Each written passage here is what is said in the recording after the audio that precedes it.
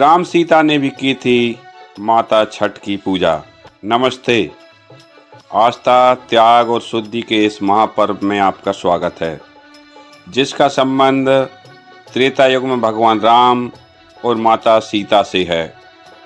दियों की रोशनी, घाटों का दिव्य वातावरण और डूबते उगते सूर्य को अर्घ्य, यह केवल एक पर्व नहीं है, यह है त्याग, तपस्या और अटूट विश्वास का संगम।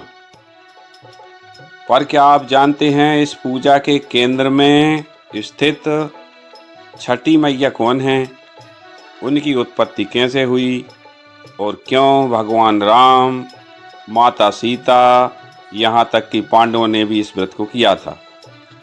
आज हम छठ पूजा की उन सबसे अद्भुत कथाओं को जानेंगे जिनमें राम भक्त हनुमान की सेवा और भगवान राम के आदित्य हृदय स्तोत्र पाठ का भी महत्व है।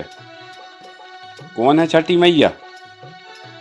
छठ पूजा में सूर्य देव की उपासना के साथ जिनकी पूजा अनिवार्य रूप से की जाती है, वे हैं छठी मैया यानी देवी षष्ठी। सबसे पहली और सबसे प्रमुख मान्यता, छठी मैया को भगवान ब्रह्मा की मानस पुत्री माना जाता है। कहा जाता है कि सृष्टि के निर्माण के बाद ब्रह्मा जी ने प्रकृति को 6 भागों में बांटा था और इसी प्रकृति का छठा अंश षष्ठी देवी के रूप में प्रकट हुआ। यह देवी केवल प्रकृति की शक्ति ही नहीं बल्कि संतान की देवी भी हैं। एक और महत्वपूर्ण जुड़ाव है ऋषि कश्यप से।